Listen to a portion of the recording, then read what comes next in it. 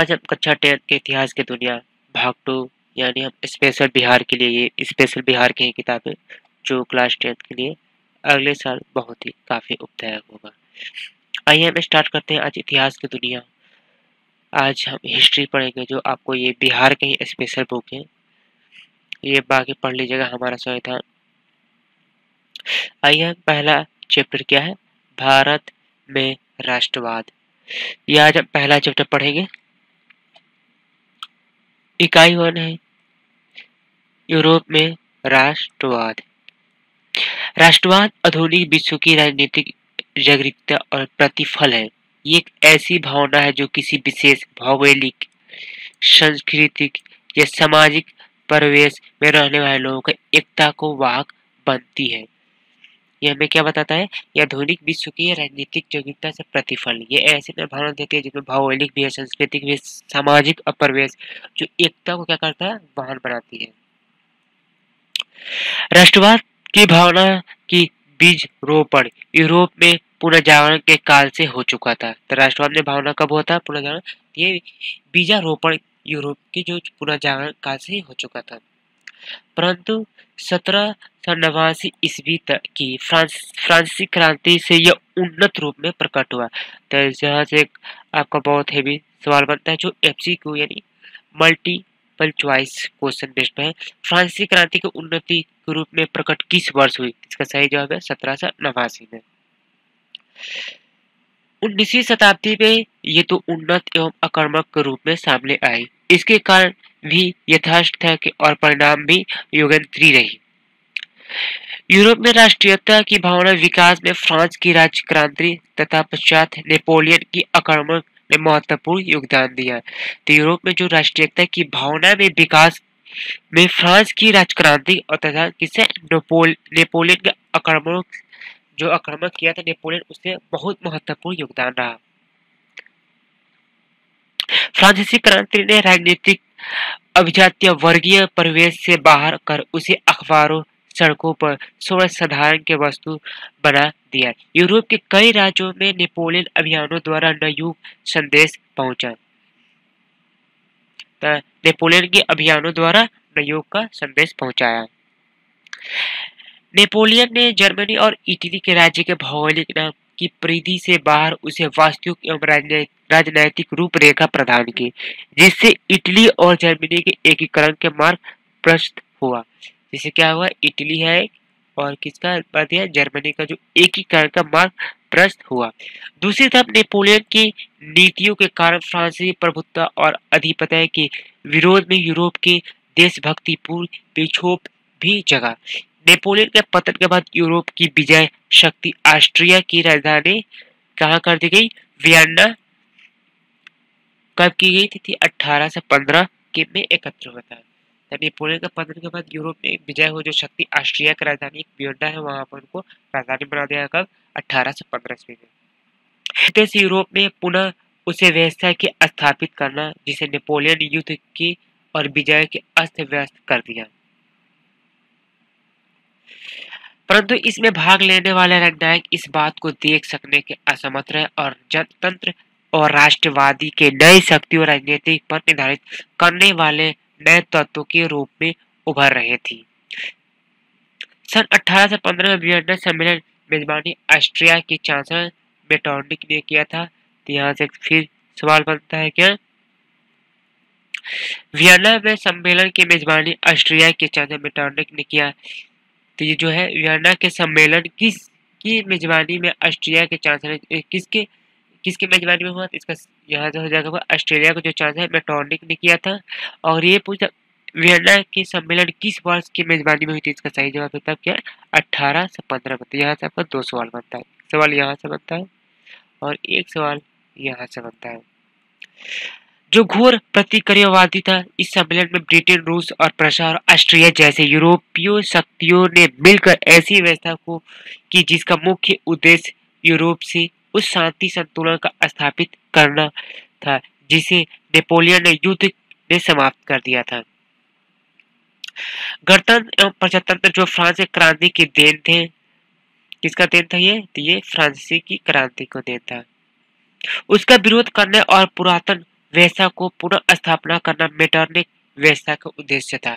अंत में वियना सम्मेलन के माध्यम से यूरोप नेपोलियन युग के अंत और मेटरनिक युग की शुरुआत हुआ। तो क्या होता है यहाँ से सम्मेलन, जो वियना सम्मेलन के माध्यम यूरोप में नेपोलियन युग का अंत होता है, वहां से क्या होता है, मेटरनिक युग का शुरुआत हुआ। इटली और अपना प्रभाव स्थापित करने के लिए मेटरनिक ने उस राज्य में विभाजित कर दिया।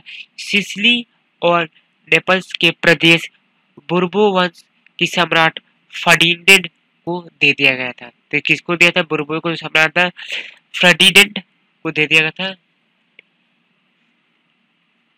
रोम और उसके आसपास के राज्य पोप को सौंप दिया। जो रोम को आसपास जगह था उस राज्य को किसको? पोप को सौंप दिया गया। लोम्बार्डिया एवं वेनेशिया और ऑस्ट्रिया की प्रभुत्व कायम हुई। परमा में मोडेना और टस्कनी के प्रांत हैब्सबर्ग राजवंश को दे दिया गया था। जेनवा और सर्डिनिया पिडमैंट के राज्य में सम्मिलित कर दिए गए। जर्मनी में 29 रियासतों के संग कायम रहा, जिस पर अप्रत्यक्ष रूप में ऑस्ट्रिया का अधिकार स्थापित किया गया तथा हर संभव प्रयास किया गया। उन्हें राष्ट्रीयता की भावना नहीं जगी। राष्ट्रीयता का भावना नहीं जगी। मेटरनिक ने फ्रांस में पुरातन व्यवस्था को पुनः स्थापन की। तो मेटरनिक जो था फ्रांस के पुरातन व्यवस्था को पुनः स्थापना की। इस तरह वियना सम्मेलन प्रत्येकवादियों शक्तियों की विजय थी, लेकिन ये व्यवस्था अस्थायी साबित नहीं हुई और जल्द ही यूरोप में राष्ट्रीयता की भावना प्रसार हुआ, जिसे यूरोप के लगभग सभी देश में प्रभावित हुआ। ये यूरोप के लगभग सभी देश में प्रभावित हुआ था। फ्रांस में वियना व्यवस्था की तहत क्रांति के पूर्व की व्यवस्था को स्थापित करने के लिए बुर्बो राजवंश में पुनः स्थापित किया गया। लुईस 18वां फ्रांस की राजा बना। फ्रांस का राजा कौन बना? तो लुईस 18वां बना। उसने फ्रांस की बदली हुई परिस्थितियों को समझा और फ्रांसीसी जनता पर पुरातन पंथी व्यवस्था को थोपने का प्रयास किया। उसने प्रतिक्रियावादी तथा सुधारवादी शक्तियों के मध्य सामंजस्य स्थापित करने का प्रयास किया तथा उद्देश्य की 2 जून 1814 को सम्राट को संवैधानिक घोषणा पत्र जारी किया गया। तो कब किया गया था? 2 जून 1814 में किया था। जो 1848 तक फ्रांस चलते रहा। चार्ल्स ये 10 थे। चार्ल्स 10 इसको हम रोमन में 10 ऐसे ही लिखते हैं। तो चार्ल्स 10 के शासन काल में इसमें कुछ परिवर्तन किए गए, परंतु इसका परिणाम 1830 के क्रांति के रूप में सामने आया। अब पढ़ते हैं जुलाई 1830 के क्रांति। जुलाई 1830 की क्रांति, उसके बारे में पढ़ेंगे। चार्ल्स 10 एक निरंकुश एवं प्रतिक्रियावादी शासक था। चार्ल्स कैसा था? चार्ल्स क्या थे? निरंकुश और प्रतिक्रियावादी शासक था, यानी शासक मतलब सम्राट राजा, जिसने फ्रांस के उभर रही राष्ट्रीयता तथा जनतांत्रिकवादी भावनाओं को दबाने के कार्य किया। उसने अपने शासनकाल में संवैधानिक लोकतंत्र की राह के कई गतिरोध उत्पन्न किए। जैसे उन्होंने क्या किया? जनतांत्रिकवादी को भावनाओं को दबाना का कार्य किया। उसने ज्यादा क्या किया? लोकतंत्र की राह में कई गतिरोध को उत्पन्न किया। उसके द्वारा प्रतिक्रियावादी पोलैगिनिक के प्रधानमंत्री बनाया गया। उसके प्रतिक्रियावादी क्या? पोलैगिनिक को प्रधानमंत्री बनाया गया। पोलैगिनिक ने पूरे लुईस 18वां के द्वारा स्थापित समान नागरिक साहित्य के स्थान पर शक्तिशाली अभिजातीय वर्ग का स्थापना था तथा उसे विशेषाधिकार की विभूषित करने का प्रयास किया। तो ये आपका यहाँ से बहुत, ये आपका खासकर लिखने राइटिंग में बहुत आपका ये लिखने का और क्वेश्चन आ गया। जुलाई 1830 क्रांति में क्या कारण था उसका उल्लेख किया जाता है, आप यहाँ से लिख सकते हैं। उसके इस कदम उदारवादी की चुनौती तथा क्रांति के विरोध में पक्षतत्व समझा। प्रतिनिधि साधन एक दूसरे के उदारवादी की पोलैगिनिक के विरोध गहरा असंतोष की प्रकट किया। चार्ल्स 10 ने इस विरोध के प्रतिक्रिया स्वरूप 25 जुलाई 1830 ईस्वी को 4 अध्यादेशों द्वारा उदार तत्व को गला घोटने का प्रयास किया है। इन अध्यादेशों के विरोध में पेरिस क्रांति की लहर दौड़ गई और फ्रांस में 28 जून 1830 में गृहयुद्ध आरंभ हुआ। तो यहाँ से फिर आपको एक ऑब्जेक्टिव सवाल बनता है, फ्रांस में 18 जून 1830 ईस्वी में गृहयुद्ध आरंभ हुआ। तो बात अब यहाँ से होगी 28 जून 1830 में फ्रांस में फ्रांस में फ्रांस में गृहयुद्ध किस वर्ष आरंभ हो गया जैसे सही जब होगा 28 जून 1830 को आरंभ हो गया था। इसे ये जुलाई में 1830 से क्रांति का था और इसको क्या कहते हैं 1830 को जुलाई को क्रांति कहते हैं। तो आपको ये यहाँ से पूरा लिखना होगा आपको आंसर। तो फ्रांस में जो 28 जून 1830 को गृहयुद्ध आरंभ हो गया उसी समय को क्या बोलते हैं जुलाई 1830 को क्रांति कहते हैं। परिणाम मत चार्ल्स टेन फ्रांस के राजगद्दी त्याग कर इंग्लैंड के प्लान कर गया। यहाँ से क्या कहता है फ्रांस को जो ये चार्ल्स टेन है ये क्या कहते हैं छोड़ देते हैं, गद्दी को त्याग देते हैं और कहाँ चलाते हैं इंग्लैंड के प्लान कर गए और इस प्रकार फ्रांस के बुर्बो वंश का शासन अंत हो गया। इस तरह क्या होता है जो बुर्बो वंश है वहाँ यहाँ खत्म होता है, यहाँ शासन खत्म होता है, शासन अंत हो जाता है। फ्रांस में जुलाई 1830 से क्रांति के परिणाम से बुर्बो वंश का स्थान पर अलायंस वंश का गद्दी सौंपी। जब फ्रांस 1830 के जुलाई क्रांति क्या हुआ अंत हो गया तो इनके स्थान पर कौन आता है यहाँ से देखिए क्या आता है अलायंस वंश का जो गद्दी सौंपी गई। इस वंश का शासक लुईस फिलिप ने उदारवादी पत्रकारों तथा पेरिस के जनता समर्थन की सत्ता प्राप्त की थी अथवा इसकी नीतियों उदारवादी के पक्ष में तथा संवैधानिक गणतंत्र के निमित्त रही। अब बात करेंगे 1830 में क्रांति का प्रभाव। 1830 में क्रांति के प्रभाव के बारे में पढ़ेंगे। इस प्रकार जुलाई की क्रांति इस बात की सूचक थी कि देश के कट्टर राष्ट्रवादी का प्रभाव कम हो रहा था। वास्तव में ये क्रांति मध्य वर्ग और लोक संप्रभुता सिद्धांतों की देन थी। इस क्रांति ने फ्रांसीसी क्रांति के सिद्धांतों को पुनर्जीवित किया तथा वियना कांग्रेस के उद्देश्यों के निर्मूल सिद्ध कर दिया। इसका प्रभाव संपूर्ण यूरोप पर पड़ा और राष्ट्रीयता तथा देशभक्ति की भावना के विस्फोटन जिस प्रकार हुआ उसने सभी यूरोपीय राष्ट्र राजनीतिक एकीकरण संवैधानिक सुधारों तथा राष्ट्रवाद की विकास के मार्ग को प्रस्तुत किया। इटली तथा जर्मनी का एकीकरण तथा यूनान इटली और जर्मनी यूनान पोलैंड हंगरी तत्कालीन व्यवस्था के प्रति राष्ट्रीयता का प्रभाव का कारण आंदोलन उठ खड़े हुई। आगे चलकर फ्रांस में लुईस फिलिप के खिलाफ आवाज उठने लगी जिसने फ्रांस की एक क्रांति की पृष्ठभूमि तैयार कर दी। सन 1848 ईस्वी की क्रांति। तब क्या पढ़ेंगे पहले 3 क्रांति भी पढ़ा ना अभी। जुलाई 1830 का क्रांति इसका प्रभाव क्या था अब पढ़ेंगे 1848 का क्रांति जो 1848 में क्रांति। लुई फिलिप की एक उदारवाद शासक था। तो लुई फिलिप क्या थे एक उदारवादी शासक था परंतु वह बहुत अधिक महत्वाकांक्षी था। उसने अपनी विरोधी को खुश करने के लिए स्वर्गीय मध्यवर्गीय नीति का अवलंबन करते हुए सन 1840 में गीजा के प्रधानमंत्री नियुक्त किया। किसको सन 1840 में गीजा के प्रधानमंत्री को नियुक्त किया। जो कट्टर प्रतिक्रियावादी था वो किसी की भी तरह की वैधानिक सामाजिक और आर्थिक सुधारों को विरोध था। लुई फिलिप ने पूंजीवादी वर्ग के साथ रखना पसंद किया जिसे शासन के कार्य अभिरुचि नहीं थी और अलमत भी था। उसके पास किसी भी तरह के सुधारात्मक कार्यक्रम नहीं था और न ही उसे विदेशी नीति में किसी तरह की सफलता हासिल हो रही थी। उसके शासनकाल के देश भुखमरी और बेरोजगारी व्याप्त लगी। तो क्या हुआ था किसके काल में लुई फिलिप के काल में हुआ था जिसकी वजह से गीजा की आलोचना होने लगी। सुधारवादी 22 फरवरी 1848 को इसमें 1848 में पेरिस के थीरियस का नेतृत्व में एक विशाल भोज का आयोजन किया गया। तो कब किया गया था ये पेरिस में किया गया था थीरियस के नेतृत्व में एक विशाल भोज का आयोजन किया गया था। यहाँ तक ऑब्जेक्टिव क्वेश्चन में बनता है। जगह जगह अवरोध लगाए गए और लुई फिलिप की गद्दी छोड़ने के मजबूर किया। 24 फरवरी लुईस फिलिप को गद्दी त्याग दिया। तो इसमें मिलेगा 24 फरवरी को लुईस फिलिप ने क्या किया, गद्दी को छोड़ देते हैं, त्याग किया। और इंग्लैंड ये भी चले जाते हैं। ये क्या कर रहे थे, इंग्लैंड भी चले थे। एक और थे जो यहाँ पर जो चार्ल्स 10 थे, वो भी अपना गद्दी को त्याग कर कहाँ जाते हैं, इंग्लैंड चले जाते हैं।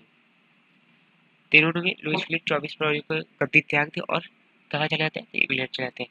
तत्पश्चात नेशनल असेंबली गणतंत्र घोषणा करते हुए 21 वर्ष के ऊपर सभी वयस्क पुरुषों का मताधिकार प्रदान किया और काम का अधिकार गारंटी में। तो यहाँ से देखिए, नेशनल असेंबली ने गणतंत्र की घोषणा करते हुए कितना 21 वर्ष के ऊपर सभी सभी यानी पुरुषों को, सभी यहाँ तो महिला नहीं लिखा है, पुरुषों का मताधिकार का प्रदान किया और क्या काम करने के अधिकार को गारंटी भी दी। गणतंत्रवादियों के नेता लामिटेड सुधारवादियों के नेता लुई ब्ला था, जो शीघ्र ही दोनों मतभेद आरंभ हो गया और लुई नेपोलियन फ्रांस का सम्राट बना। तो ये क्या था, लुई नेपोलियन का फ्रांस का सम्राट बना। लियो नेपोलियन फ्रांस का सम्राट बना। इस क्रांति ने सिर्फ फ्रांस के पुरातन व्यवस्था को अंत किया, बल्कि इटली, जर्मनी, ऑस्ट्रिया, हॉलैंड और Switzerland, Denmark, Spain, Poland, Ireland तथा इंग्लैंड भी इस क्रांति के प्रभावित हुआ। बल्कि क्या हुआ, फ्रांस में नहीं हुआ, इसका जो प्रभाव था Italy, Germany, Austria, England, Switzerland, Denmark, Spain, Poland, Ireland और इंग्लैंड में इसका क्रांति का प्रभावित हुई। इटली तथा जर्मनी उग्रवाद बढ़ते हुए जन असंतोष के फायदा उठाया और राष्ट्रीय एकीकरण के द्वारा राष्ट्र राज्य का स्थापना की मांग की आड़ में। इसमें क्या करता है, इसमें फायदा कौन उठाता है, तो इटली और जर्मनी क्या करते हैं, इसका फायदा उठाते हैं। क्या कहते हैं, राष्ट्रीय एकीकरण के द्वारा राष्ट्र राज्य के स्थापना की मांग के आगे बढ़ाया, जो संवैधानिक लोकतंत्र के सिद्धांत पर आधारित था। तो ये किसके आधार पर था, ये लोकतंत्र सिद्धांत के आधारित पर था। इटली का एकीकरण पढ़ते हैं। इटली 19वीं शताब्दी के आरंभ में मात्र एक भौगोलिक अभिव्यक्ति था, जहां कई स्वतंत्र राज्य हुआ करते थे। इस कारण वहां अलगाव भावना थी। इटली एक राष्ट्र के रूप में स्थापित होने पर भौगोलिक समस्या के अलावा कई अन्य समस्या भी थी, जैसे इटली में ऑस्ट्रिया और फ्रांस जैसे विदेशी राष्ट्र का हस्तक्षेप था। अंत में एकीकरण में इनका विरोध अवश्य भी था। इधर राजधानी रोम के पोप पर प्रभाव था। इधर क्या था, जो राजधानी रोम में पोप का प्रभाव था। पोप की इच्छा थी कि इटली एकीकरण से उसका नेतृत्व धार्मिक दृष्टिकोण से हो, ना कि शासकों के नेतृत्व में। तो यहाँ क्या था, जो रोम का प्रभाव क्या था, पोप जो वहाँ का राजा करता, रोम पर जो एक पोप शासक था, वो राज्य कर रहा था। तो उसमें क्या था, उनका इच्छा था, पोप क्या इच्छा था, इटली के एकीकरण से उसका नेतृत्व में धार्मिक दृष्टिकोण से हो, ना कि किसी शासकों के नेतृत्व में, यानी कोई का राजा के नेतृत्व से ना हो। इसके अलावा अनेक आर्थिक और प्रशासनिक विसंगतियों भी मौजूद थी, परंतु इसके बावजूद भी 19वीं सदी के आरंभ में इटली राष्ट्रीयता के विकास हो रहा था। परंतु क्या होता है, इसके बावजूद 19वीं सदी के आरंभ से इटली का राष्ट्रीयता का विकास हो रहा था। फ्रांस में होने वाली घटनाएं के प्रभाव भी यहाँ स्पष्ट रूप से पड़ रहा था। नेपोलियन सैन्य अभियानों के इटली नवजागरण तथा एकीकरण के अप्रत्यक्ष रूप से हुआ सही, परंतु महत्वपूर्ण योगदान दिया। इटली विजय के पश्चात नेपोलियन के 3 गणराज्य गठित किया था। तो नेपोलियन जो के पश्चात 3 गणराज्य के गठित किया, ये था 3। आपको 3 गणराज्य के देख लेते हैं कौन कौन था। तो यह था सिस्पायन गणराज्य, ये क्या है, सिस्पायन गणराज्य, लिगुलियन तथा ट्रेसिपिडन। ये 3 जो क्या था, इसका 3 गणराज्य था। ये देखिए महत्वपूर्ण होता है। यहाँ से उसने यातायात व्यवस्था को भी चुस्त दुरुस्त किया, संपूर्ण क्षेत्र में एक शासक का अधीन लगा। इन सभी कारणों से वहां जागरूकता आई। नेपोलियन का पतन 1814 के पश्चात वियना कांग्रेस 1815 द्वारा इटली के पुराने रूप में लाने के उद्देश्य से इटली के 2 राज्य पीडमाउंट और सर्डिनिया के एकीकरण कर दिया गया।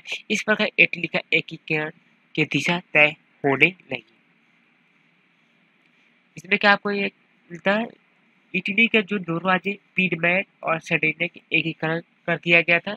इटली में दो राज्य हो गए थे, पीडमाउंट और सर्डिनिया। ये हम बता दें आपको, ये बिहार जो स्पेशल जो खासकर बिहार बोर्ड जो से पढ़ते हैं उन्हीं के लिए खासकर ये है। बिहार के लिए क्लास 10 का ये एसएसटी हिस्ट्री का पहला चैप्टर है आपका, जो हम आज से ये बहुत न्यू सिलेबस है आपका।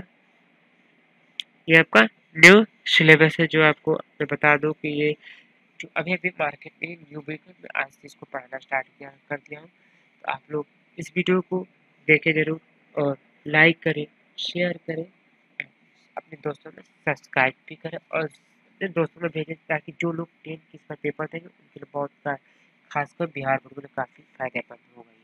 ये आपका लेटेस्ट बुक है, जो मार्केट में बहुत जल्द यानी आपकी आजकल में ये उपलब्ध है। न्यू बुक है, न्यू पब्लिकेशन है।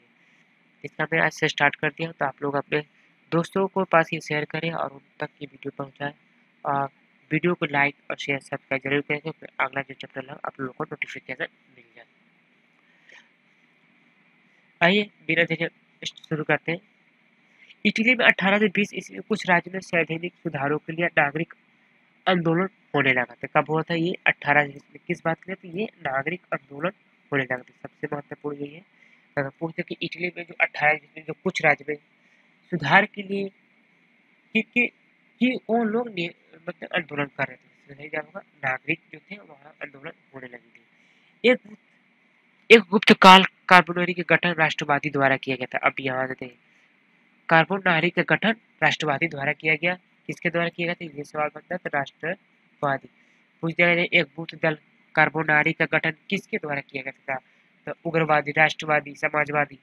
ये तो चार ऑप्शन, 3 ऑप्शन होता है, आपको सही जवाब उसमें क्या होगा? राष्ट्रवादी। जैसे राष्ट्रवादी होगा लगा देना उसको। जिसका उद्देश्य छापामार युद्ध के द्वारा राजतंत्र का नष्ट कर गणराज्य का स्थापना करना था। तो क्या था? सिर्फ गणराज्य का स्थापना करना। प्रसिद्ध राष्ट्रवादी नेता जोसेफ मेजोनी, इनका बहुत बड़ा भूमिका होता है, याद इनको नाम याद रखिएगा। प्रसिद्ध राष्ट्रवादी नेता जो क्या है? जोसेफ मेजोने है, के संबंध इसी दल से थे। 1830 में फ्रांसीसी क्रांति का प्रभाव इटली में भी अछूत नहीं रह सका, और यहाँ भी नागरिक आंदोलन शुरू हो गया। मेजानी ने इस नागरिक को आंदोलन की उपयोग करते हुए उत्तरी और मध्य इटली के एकीकृत गणराज्य में स्थापित करने का प्रयास किया, लेकिन ऑस्ट्रिया के चांसलर जो मेटरनिक द्वारा ने इन राष्ट्रवादी नागरिक आंदोलन को दबा दिया। देखिए यहाँ से आपको बनता है कि जो ऑस्ट्रिया के चांसलर कौन थे? मेटरनिक। क्या किया? इन्होंने राष्ट्रवादी नागरिकों आंदोलन को दबा दिया, और मेजानी दबा दिया, और मेजानी को इटली का प्लान करना पड़ा। अब क्या करें? मेजानी क्या है? इटली का प्लान करने लगते हैं। अब पढ़ते हैं मेजानी, जोसेफ मेजानी। किसके बारे में पढ़ा? ये जोसेफ मेजानी, इनके बारे में पढ़ेंगे। मेजानी साहित्यकार, राजनीतिक विचार के समर्थक और युग सेनापति थे। ये आपका बहुत ये क्लास 10 में खास करिए आपको बोर्ड एग्जाम में रहता है कि मेजानी का टिप्पणी करें। तो आप यहाँ से देखें, लिखिएगा मेजानी साहित्यकार, गणतांत्रिक विचारों का समर्थक तथा युग सेनापति थे, लेकिन वो तात्कालिक राजनीतिक परिस्थितियों को बेहतर समझ नहीं रखता था। यहाँ से पहले बता दूं, यहाँ क्वेश्चन बन जाएगा आपका। मेजानी का टिप्पणी थे, छोटा से टिप्पणी थे।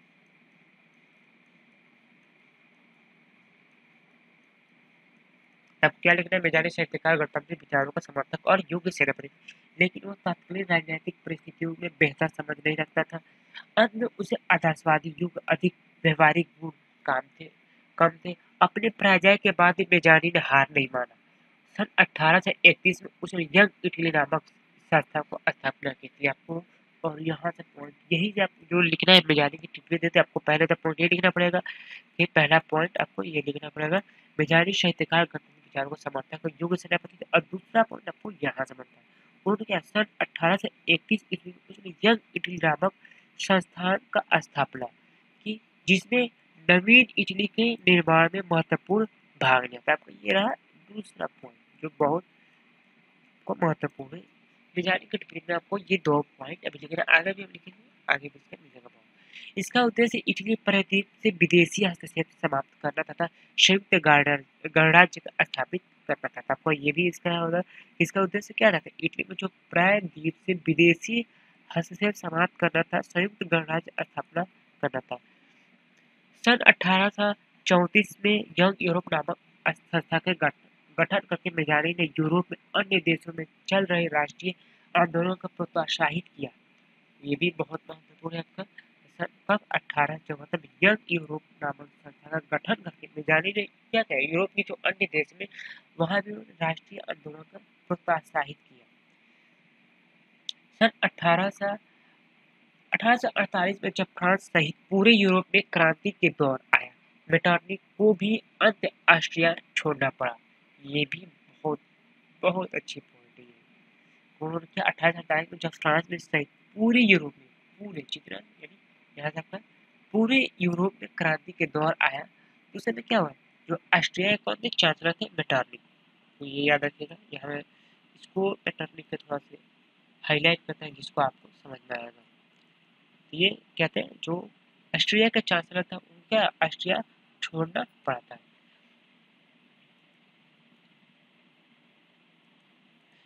इसके बाद इटली के राजनीतिक पुनः मेजानी का आगमन हुआ, और इसके बाद क्या होता है भाई, इटली में राजनीतिक पुनः मेजानी का आगमन होता है। मेजानी संपूर्ण इटली के एकीकरण करके उसके एक गणराज्य बनाना चाहता था। जब सर्डिनिया पीडमाउंट का शासक चार्ल्स एल्बर्ट अपने नेतृत्व में सभी प्रांतों को विलय चाहता था। ये आपको बात याद है, जो इटली में आपको दो राज्य बनाता है, सर्डिनिया और पीडमाउंट। शासक कौन था, एल्बर्ट के नेतृत्व में सभी प्रांत को विलय चाहता था। उधर पोप भी इटली को धर्म राज्य बनाने के पक्षधर था। उधर पोप कर रहा था तो शासक इस पर क्या, शासक नेतृत्व नहीं होगा, मतलब जो धर्म से वो नेतृत्व में नहीं, शायद कुछ गलत बोल दिया। तो चलिए मैं देख लेता हूँ उसको बाद जो राजधानी पोप में इसके की हाँ, ये देखिए आपको धार्मिक दृष्टिकोण से हो, ना कि सास को। हाँ, मैंने सही बोला। उधर पोप क्या चाहता था, इटली में धर्म राज्य बनाने का पक्षकार था, उसके सपोर्ट में था। इस तरह विचारों का टकराव का इटली की एकीकरण मार्ग अवरुद्ध हो गया था। कालांतर में ऑस्ट्रिया द्वारा इटली के कुछ भाग पर आक्रमण किए जाने लगे। इसमें सर्डिनिया के शासक अल्बर्ट को पराजय हो गया। इसमें क्या होता है, अल्बर्ट का पराजय हो गया। ऑस्ट्रिया के हस्तक्षेप में इटली के जनवादी आंदोलन में कुचल दिया गया और इस प्रकार मेजानी की पुनः हार हो गई थी और वो पलायन कर गया। एकीकरण के द्वितीय चरण क्या था, बेसिक बात की एकीकरण का द्वितीय चरण पढ़ेंगे। 1848 तक इटली के एकीकरण के लिए किए गए प्रयास वस्तुत असफल ही, परंतु धीरे धीरे इटली में इन आंदोलनों के कारण जन जागरूकता बढ़ रही थी और राष्ट्रीयता की भावना तीव्र हो रही थी। इटली के सर्डिनिया पीडमाउंट का नया शासक, इटली के जो सर्डिनिया पीडमाउंट, इटली क्या है दो राज्यों में, जो सर्डिनिया और पीडमाउंट का नया शासक कौन था, क्यूटन एमिनुअल, राष्ट्रवादी की विचारधारा का था। और ये किसका धारा था, विचारधारा था। शासक के प्रयास में इटली के एकीकरण कार्य जारी रखा और अपनी नीतियों के क्रियान्वयन के लिए विक्टर ने काउंट काउर को प्रधानमंत्री नियुक्ति किया। अब बात करेंगे काउंट काउर के बारे में, जो प्रधानमंत्री नियुक्त किए थे। ये भी यहाँ से सवाल बनते जैसे मेजोनी के बारे में बताते हैं। इसके बारे में काउंट काउर को आप टिप्पणी कहते हैं। सबसे पहले लिखते हैं काउंट काउर जो प्रधानमंत्री नियुक्त थे, किनके द्वारा, तो क्यूटन इमैनुअल के द्वारा। किस, अब ये सवाल है कहाँ का प्रधानमंत्री, ये इटली के प्रधानमंत्री थे। आइए इनके बारे में पढ़ते हैं। काउर एक सफल कूटनीतिक और राष्ट्रवादी था। तो आपको समझ में आया काउर का आपको टिप्पणी लिखे, या जीवन यापन लिखे, जीवन कैसा था उनका, तो इनका पूरे जीवन लिखना है। तो आपको यहाँ से फर्स्ट पॉइंट बनता है काउर क्या था, एक सफल कूटनीतिक और राष्ट्रवादी नेता था। वो इटली की एकीकरण की सबसे बड़ी बाधा ऑस्ट्रिया को मानता था, अथवा उसने ऑस्ट्रिया को पराजित करने के फ्रांस के साथ दोस्ती में हाथ बढ़ाया था। यह आपको ये पूरा पॉइंट लिखना पड़ेगा, बहुत ही महत्वपूर्ण पॉइंट है। आपको ये है, आपको जो आप अगर ये लिखते थे तो आपको एग्जाम में बहुत नंबर गेन कराएंगे। दोस्ती को हाथ बढ़ाया। 1853 और 54 में क्रिमिया युद्ध के कारण ने फ्रांस की ओर से युद्ध में सम्मिलित होने की घोषणा कर दी, जबकि इसके लिए फ्रांस ने किसी प्रकार का आग्रह भी नहीं किया था। इसके प्रत्यक्ष लाभ काउर को प्राप्त हुआ। युद्ध में की समाप्ति के बाद पेरिस की शांति सम्मेलन में फ्रांस तथा ऑस्ट्रिया के साथ पीडमाउंट को भी बुलाया गया। पेरिस को शांति सम्मेलन फ्रांस तथा ऑस्ट्रिया के साथ पीडमाउंट को भी बुलाया गया। इससे काउर को महत्व बढ़ गया। इससे क्या होता है, काउर का अपने आप महत्व बहुत ज्यादा बढ़ जाता है।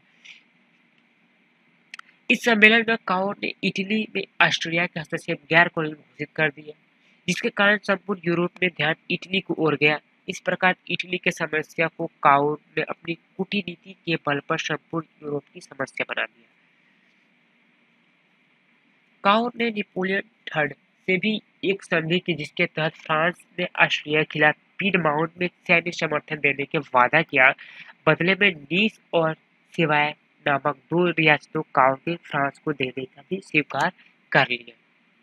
तो क्या है, नीस और सिवाय नामक दो रियासतों काउर को फ्रांस को देने का स्वीकार कर लिया। फ्रांस ने काउर को ये भी आश्वासन दिया कि यदि उत्तर तथा मध्य इटली की रियासतों में जर्मन संग्रह के आधार पर पीडमाउंट को मिलाना चाहेंगे तो फ्रांस इसका विरोध नहीं करेगा। इसके लिए काउर को आलोचना भी की जाती थी।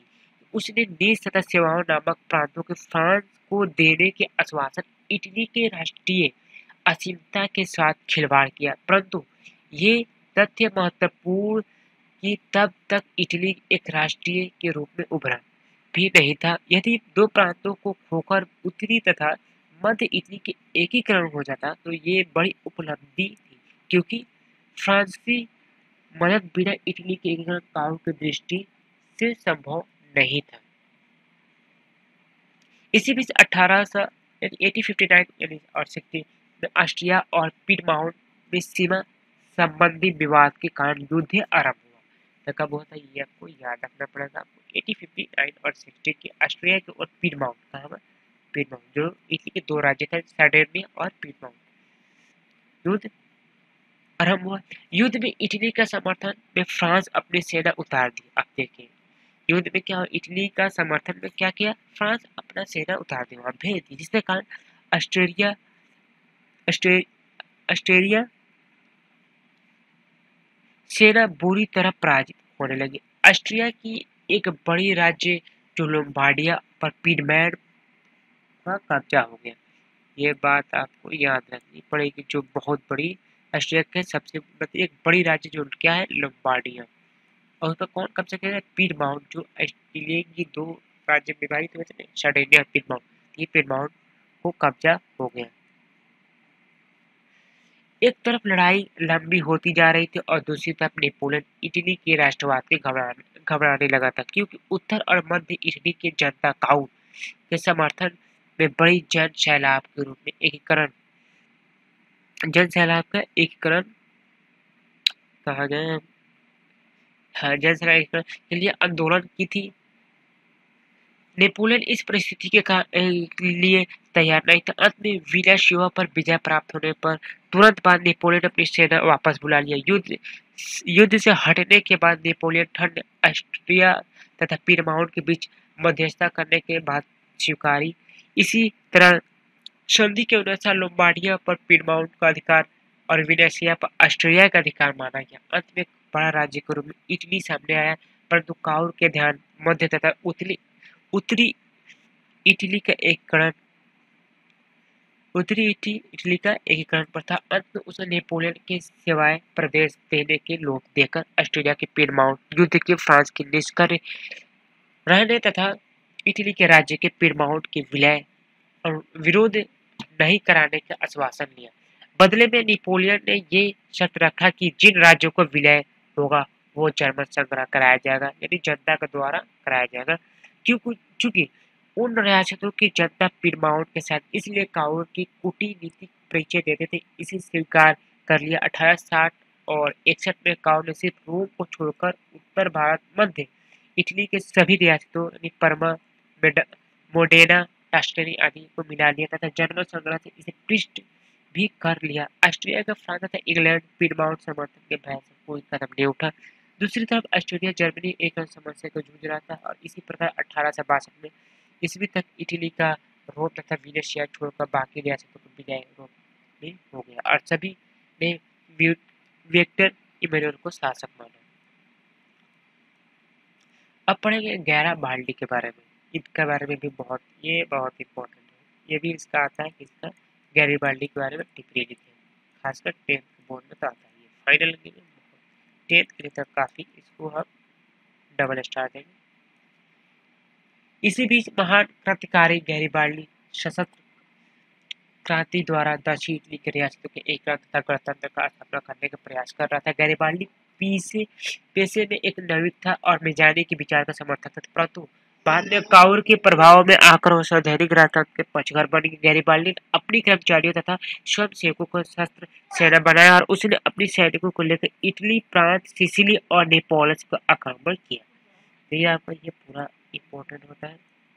इन रियासतों के अधिकांश जनता बुर्बो वंश के निरंकुश शासन से तंग आकर गैरिबाल्डी का समर्थन बन गए। गैरिबाल्डी ने यहाँ गणतंत्र की स्थापना की तथा ट्यूटर इमैनुअल को प्रतिनिधि के रूप में वहां की सत्ता संभाली। वस्तुतः काउर के विचार गैरिबाल्डी से नहीं मिले थे, परंतु काउर ने उस दक्षिणी अभियान का समर्थन दिया। 1862 में गैरिबाल्डी ने रोम पर आक्रमण की योजना बनाई, तब काउर ने गैरिबाल्डी की इस अभियान का विरोध किया। तो कौन करता है भाई विरोध? तो ये है काउर। रोम की रक्षा के लिए पीडमाउंट की सेना भेज दी। इस बीच गैरिबाल्डी को भेंट काउर से हुई और उसने रोम के अभियान को योजना त्याग दी। दक्षिण इटली के लिए जीते गए क्षेत्र के बिना किसी संधि के गैरिबाल्डी ने ट्यूटर इमैनुअल को सौंप दिया। क्या क्या बिना मतलब बिना संधि के क्या ट्यूटर इमैनुअल को सौंप दिया। गैरिबाल्डी के दक्षिणी क्षेत्र में शासक बनने का प्रस्ताव ट्यूटर इमैनुअल द्वारा दिया गया, परंतु इसे अस्वीकार कर दिया। वह अपनी सारी संपत्ति राष्ट्र के समर्पित करके साधारण किसान के भांति जीवन जीने की आकर्षित हुआ। ये देखिए गैरिबाल्डी क्या करते हैं, इनका जीवन इन्होंने क्या किया, सारा संपत्ति राष्ट्र के समर्पित और उन्होंने क्या किया, असाधारण साधारण लोग किसान के भांति वो जीवन जीने के आकर्षित हुआ। त्याग और बलिदान की इस भावना के कारण गैरिबाल्डी चरित्र और भारतीय स्वतंत्र संग्राम के दौरान खूब परिचित किया गया। लाला लाजपत राय उसकी जीवनी लिखी। लाला लाजपत राय ने उसकी जीवनी लिखी। 1862 में दुर्भाग्यवश काउर की मृत्यु हो गया। क्या होता है? दुर्भाग्यवश कहते हैं मृत्यु होता है काउर। वो भी पूरी इटली के एकीकरण नहीं देख पाया। रोम तथा विदेशिया के रूप में स्थित इटली के एकीकरण ट्यूटर इमैनुअल ने स्वयं किया। 1870 में फ्रांस के प्रशा के बीच युद्ध छिड़ गई। अब 1870 में क्या हुआ, फ्रांस के और प्रशा के बीच युद्ध छिड़ गई, जिसके कारण फ्रांस के लिए पोप की संरक्षण प्रदान करना संभव नहीं था। ट्यूटर इमैनुअल ने इस परिस्थिति को लाभ उठाया और देखिए फायदा कौन उठाता है, लाभ कौन उठाता है, ट्यूटर इमैनुअल। पोप ने अपनी आपको वेटिकन सिटी को किले में बंद कर लिया। इमैनुअल ने पोप के राजमहल को छोड़कर बाकी रोम के इटली में मिला लिया और अपनी राजधानी बनाए गए एक नई स्थिति में पोप के तत्काल स्वीकार नहीं किया। इस समय से अंत में मुसेलिनी द्वारा निदान हुआ, जब उसने पोप के साथ समझौता वेटिकन की स्थिति में स्वीकार कर लिया। इस प्रकार 1871 में इटली के एकीकरण मेजानी, काउर, गैरिबाल्डी जैसे राष्ट्रवादी नेताओं को ट्यूटर इमैनुअल जैसे शासक के योगदान के कारण पूरे हुआ। तो क्या हुआ था पूर्ण, जो 1871 में था। आपको ये पूरा बहुत ही महत्वपूर्ण हुआ। ये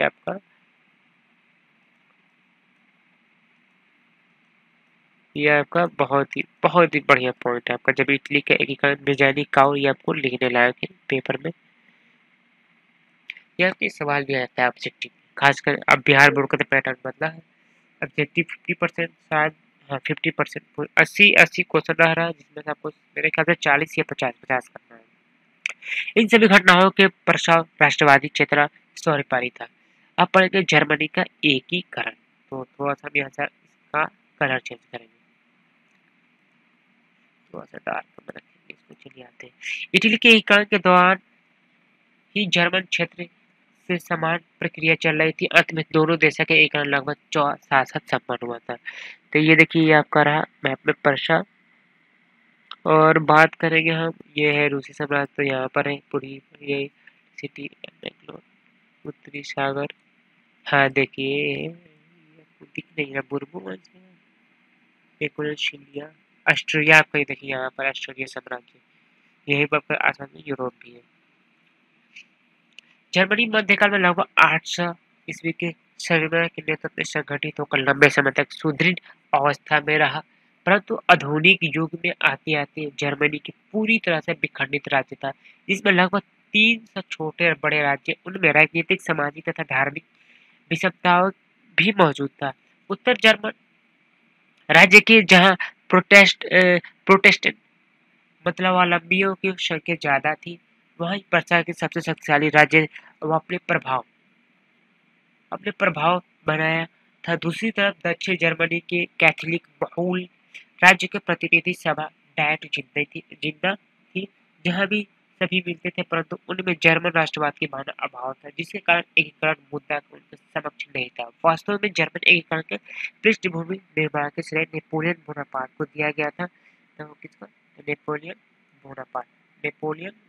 क्योंकि उन्होंने 1806 में जर्मन प्रदेशों को जीतकर राइन राज्य संघ का निर्माण किया था। तो 1806 में जर्मन प्रदेशों को जीतकर राइन राज्य का संघ का निर्माण किया था, और यही से जर्मन राष्ट्रवाद का भावना धीरे धीरे बढ़ने लगी थी।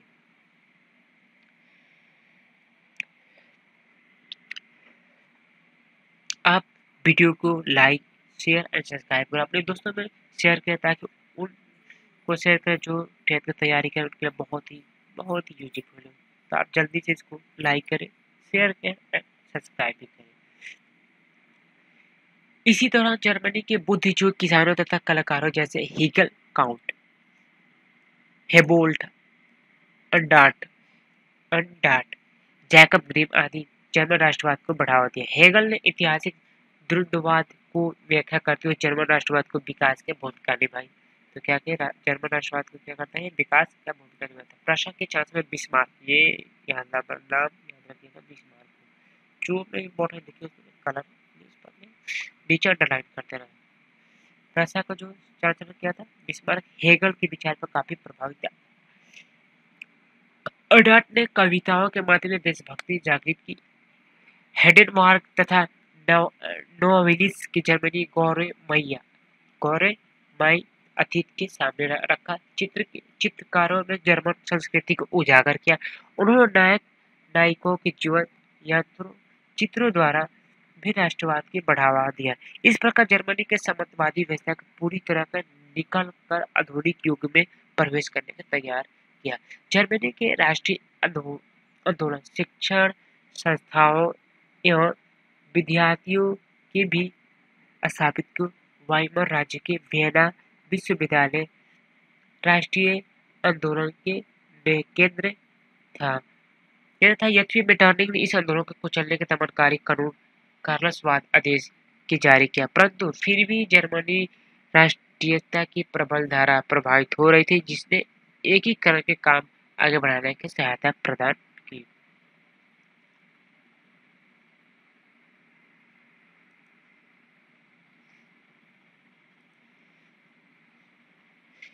इस परिप्रेक्ष्य के एकीकरण आर्थिक परिस्थितियां के निर्मित हो रही थी। 1834 ईस्वी में जर्मनी व्यापारिक समानता के लिए प्रशा के नेतृत्व में जलवीरन नामक आर्थिक संघ बनाया गया। ये बहुत ही महत्वपूर्ण पॉइंट है, विषय कहा जाता है। उस संघ के जर्मन क्षेत्रीय आदतों के कुचल पर राष्ट्रवादी प्रवृत्तियों को बढ़ावा दिया। इसके बावजूद जर्मन राष्ट्रवादी अभी तक संगठित नहीं हो पाए। फ्रांस जो 1830 क्रांति जर्मन राष्ट्रवादी भावना कुछ हवा जरूर दी। सेक्सोनी, हनोवर आदि राज्य के लोकतांत्रिक विद्रोह होने लगे थे, परंतु प्रशा के ऑस्ट्रिया ने मिलकर कुछ चल डाला। 1848 में फ्रांसीसी क्रांति ने जर्मन राष्ट्रवाद की एक फिर से भड़का दिया। दूसरी तरफ इस क्रांति ने मेटरनिख के युग में अंत कर दिया। मेटरनिख का युग इस समय जर्मन राष्ट्रवादी को मार्च 1848 में पुराने संसद का सभा को फ्रैंकफर्ट बुलाया गया। तो मेटरनिख के युग किसी काल में खत्म हो गया था? 1848 में फ्रांसीसी क्रांति जर्मन राष्ट्रवाद की एक बार जो भड़का था, दूसरी तरफ क्रांति मेटरनिख युग खत्म हो रहा था,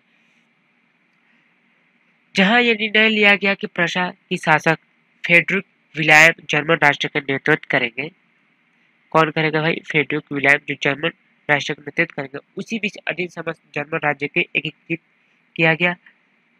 साथ ही लोकतांत्रिक वैधानिक राजतंत्र को शासन सिद्धांतों को अपनाया जाएगा, परंतु फ्रेडरिक जो एक निरंकुश एवं रूढ़िवादी विचार शासक था, उन्हें उसी व्यवस्था को मानने से इनकार कर दिया, क्योंकि वो स्पष्ट रूप से ऑस्ट्रियाई संघर्ष को बचाना चाहता था। जर्मनी के कुछ अन्य दक्षिणी राज्य में एकीकरण के इसे प्रस्ताव के विरोध में थे। इसी गतिरोध की एकीकरण के मार्ग का अवरोध हो गया था और जर्मनी राज्य का विद्रोह स्थिति में पैदा हो गया और जिसे ऑस्ट्रिया और प्रसा ने मिलकर दबा दिया था। प्रशा अब तक समझ चुका था कि जर्मन एकीकरण में उसे नेतृत्व हो सकता है, इसलिए उसने अपनी सैन्य शक्ति बढ़ाना शुरू कर दिया। इसी बीच फेडरोक का देहांत हो गया। इसी बीच क्या होता है, फेडरोक का वो उसका मरण हुआ था, ये देहांत हो जाता है और उसका भाई विलेम प्रशा शासक बनता है। विलेम राष्ट्रवादी विचारों को पोषक था। उसके सुधारों में फलस्वरूप जर्मनी का औद्योगिक क्रांति हवा तेज हो गई थी। साथ ही वो आधारभूत संरचनाओं से भी काफी सुधार हुई, जिससे जर्मनी के राष्ट्र की एकता और सूत्र को बांधने का प्रयास तेज हुए। विलेम ने एकीकरण के उद्देश्य को ध्यान में रखकर महान कूटनीतिक बिस्मार्क को अपना चांसलर नियुक्त कर दिया। बिस्मार्क अपना क्या करता है, चांसलर नियुक्त करता है। चलिए हम बिस्मार्क के बारे में पढ़ेंगे। ये भी बहुत ही महत्वपूर्ण है। मैं पहले बोला था ना क्लास 10 का ये खासकर बोर्ड की जहाँ पूछा गया है, बिस्मार्क का टिप्पणी करते गैरिबाल्डी के बारे में टिप्पणी करें। और एक दो पॉइंट में जो ऊपर बोला था ये भी बहुत इंपॉर्टेंट है। तो आप वीडियो को लाइक करें, सब्सक्राइब करें और अपने दोस्तों में शेयर करें, ताकि उन बच्चों को भी ये आपको मटेरियल मिले और ये उनकी ये लेटेस्ट बुक है जो आप पढ़ा रहा हूँ यार।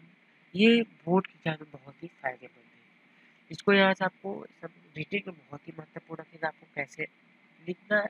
मेन पॉइंट में बता रहा हूँ, ये कैसे ये पॉइंट लिखिएगा, आपका नंबर खुद के बिस्मार्क जो जर्मन डाइट के प्रसा प्रतिनिधि हुआ करता था। अब बिस्मार्क के बारे में आप लिखिए तो कैसे लिखेंगे, सबसे पहले आप तो ये लिखेंगे बिस्मार्क को जर्मन डाइट का प्रसा प्रतिनिधि हुआ करता था। प्रारंभ से ही हेगल की विचार से प्रभावित थे। ये पॉइंट आपको हुआ कि प्रारंभ में क्या था, बिस्मार्क जो जर्मन डाइट का प्रसा का प्रतिनिधि हुआ करता था और वो क्या है, हेगल के विचारों का प्रभावित था, उससे क्या था, प्रभावित था। ये आपका एक पॉइंट तो आपको ये लिखना पड़ेगा। जर्मन संसद डाइट अपनी सफल कूटनीति लगातार परिचय देता जा रहा था। वो निरंकुश राष्ट्र समर्थन करते हुए जर्मनी के एकीकरण का प्रयास में जुट गया और वो क्या था, निरंकुश राष्ट्र का समर्थन करते हुए जर्मनी के जुट गया। वह उसकी कूटनीतिक सफलता थी, चाहे वह उदारवादी राष्ट्रवादी हो या कट्टरवादी राष्ट्रवादी हो, सभी उसे अपने विचारों को समर्थक समझते थे। ये पॉइंट आपको, यही पॉइंट बहुत ही महत्वपूर्ण होता है जो आपकी पेपर में बहुत ही ज़्यादा नंबर गेन कराती है। क्या आपको ये पॉइंट है, तो आपको ये पॉइंट देख लीजिए। ये दूसरा पॉइंट है बहुत उस ये क्या था, बिस्मार्क वो उसकी कूटनीतिक सफलता थी, चाहे वह उदारवादी राष्ट्रवादी हो या कट्टरवादी राष्ट्रवादी हो, सभी उसे अपने विचारों को समर्थक समझते थे। बिस्मार्क जर्मन एकीकरण के लिए सैन्य शक्ति के महत्व को समझता था और इसके लिए उसने रक्त और लौह की नीति का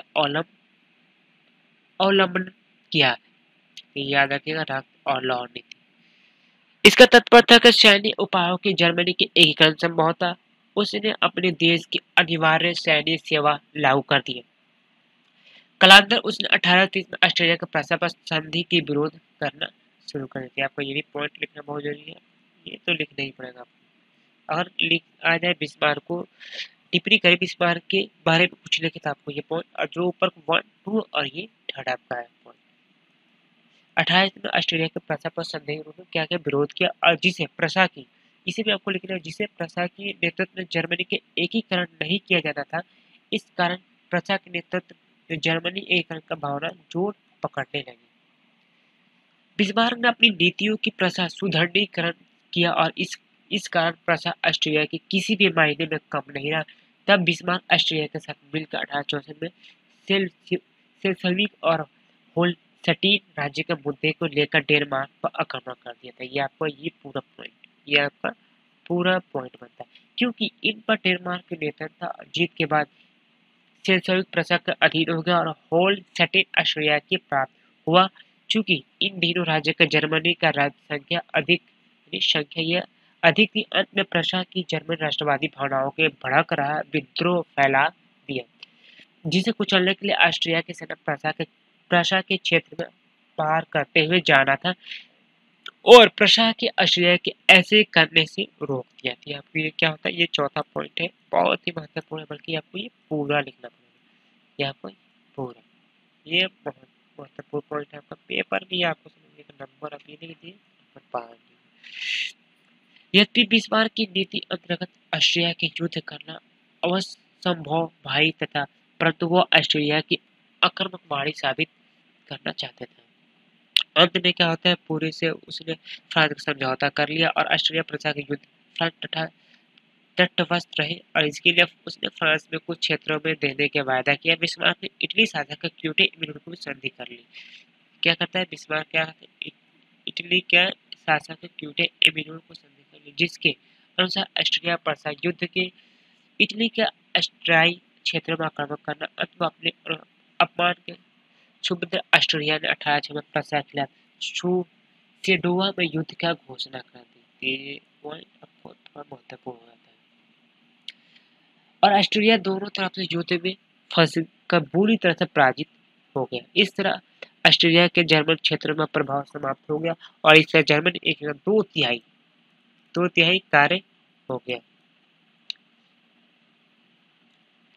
शेष जर्मनी के एकीकरण के लिए फ्रांस के साथ युद्ध करना आवश्यक था, क्योंकि जर्मनी के दक्षिणी रियासतों में मामले फ्रांस का हस्तक्षेप कर सकता था। इसी समय स्पेन का राजगद्दी का मामला उभरा है। देखिए इसी समय क्या होता है, ये पॉइंट रखना को क्या है, किसका आता है राजगद्दी, इसी समय स्पेन का राजगद्दी का मामला उभरा है, जिस पर प्रशा के राजकुमार के स्वाभाविक दावेदारी था, परंतु फ्रांस ने इस दावेदारी को खुलकर विरोध किया और प्रशा के इस संदर्भ में एक लिखित वादा मांगा। बिस्मार्क ने इस बात पर तोड़ मरोड़ कर प्रेस जारी कर दिया। फलस्वरूप जर्मनी राष्ट्रवादी ने इसका खुलकर विरोध करना शुरू कर दिया। इसे जीत कर 19 जून 1870 को फ्रांस के शासक नेपोलियन प्रशा के खिलाफ युद्ध की घोषणा कर दी और सेडान की लड़ाई फ्रांसीसी की जबरदस्त हार गई। क्या होता है सेडान लड़ाई, फ्रांसीसी कौन आता है, तो फ्रांसीसी ने जबरदस्त हार गई। आपको ये पॉइंट पूरा लिखना पड़ेगा। 10 मई 1871 में फ्रैंकफर्ट की संधि के द्वारा दोनों राष्ट्रों के बीच शांति स्थापित हुई और इस प्रकार के सैडेनिय युद्ध की एक महाशक्ति पतन से दूसरी महाशक्ति जर्मन का उदय हुआ। जर्मनी 1871 तक एकीकृत राष्ट्र के रूप में यूरोप में राजनीति के मानचित्र का स्थान पाया। तो आपको ये पूरा महत्वपूर्ण होता है, ये आपका यहाँ से ये आपसे पूरा महत्वपूर्ण होता है। इस प्रकार राष्ट्रवाद ने सिर्फ 2 बड़े राज्यों की उदय सुनिश्चित नहीं की थी, बल्कि अन्य यूरोपीय राष्ट्रों में भी इसका कारण राजनीतिक उथल-पुथल शुरू हुआ। वास्तव में इसका मूल रूप में राष्ट्रीयता और भावना के लोकतांत्रिक विचार के उदय, हंगरी, बोहेमिया क्या है बोहेमिया तथा यूनियन में स्वतंत्र आंदोलन का राष्ट्रवाद का परिणाम था। उसी प्रभाव के ओटोमन साम्राज्य का पतन कहानी के अंतिम रूप दिया। बाल्कन क्षेत्र में राष्ट्रवादी प्रचार के सलाह जाति के संगठित कर शबीरिया का जन्म दिया। यूनान में राष्ट्रीयता का उदय, यानी यूनान में क्या होता है राष्ट्रीयता का उदय होता है। इसी संदर्भ में यूनानी राष्ट्रीय आंदोलन के देखा जा सकता है। यूनान में अपना गौरवमय अतीत रहा, जिसके कारण उसे पाश्चात्य का मुख्य स्रोत माना जाता था। यूनानी सभ्यता की साहित्य प्रगति, विचार, दर्शन, कला, चिकित्सा, विज्ञान आदि क्षेत्र में उपलब्धियों यूनानी के लिए प्रेरित स्रोत थे। पुनर्जागरण के काल में इनसे प्रेरणा लेकर पाश्चात्य देशों को अपने तरीके की शुरुआत की, परंतु इसके बावजूद भी यूनान के तुर्की साम्राज्य के अधीन था। फ्रांसीसी क्रांति में यूनान में राष्ट्रीयता की भावना की लहर जगी, क्योंकि धर्म की, जाति और संस्कृति के आधार पर इनकी पहचान एक थी। फलत तुर्की शासन के सेवक को अलग करने के लिए एक आंदोलन चलाई जाने लगी। इसके लिए इन्होंने हितोरिया फिलायक नामक संस्था को स्थापना उड़ीसा नामक, कहाँ ये उड़ीसा, जो उड़ीसा में स्थान पर की थी। इसका उद्देश्य तुर्की शासन की यूनान निष्कासित कर उसे स्वतंत्र बनाना था। क्रांति के नेतृत्व के लिए यूनान शक्तिशाली मध्य वर्ग का भी उदय हो चुका था। यूनान सारी यूरोपीय वासियों के लिए प्रेरणा और सम्मान अप्रैल था, जिसके स्वतंत्र का लिए समस्त यूरोप के नागरिक अपना सरकार तथ्य व्यवस्था के बावजूद भी उदारकत थे। इंग्लैंड का महान कवि लॉर्ड बैरन यूनानियों को स्वतंत्र के लिए यूनानी में शहीद हो गए। इस यूनानी के स्वतंत्र के लिए संपूर्ण यूरोप सहानुभूति के लहर दौड़ने लगी। उधर रूस में भी अपनी साम्राज्यवादी महत्वाकांक्षा के धार्मिक एकता के कारण यूनान के स्वतंत्र पर पक्षकर था। यूनान ने विस्फोटक स्थिति में तब और बन गया जब तुर्की शासक ने द्वारा यूनानी स्वतंत्र संग्राम का संलग्न द्वारा बुरी तरह से कुचलना शुरू किया था। 1821 में क्या होता है, अलेक्जेंडर चिपसिलैंटे के नेतृत्व में यूनान में विद्रोह शुरू हो गया।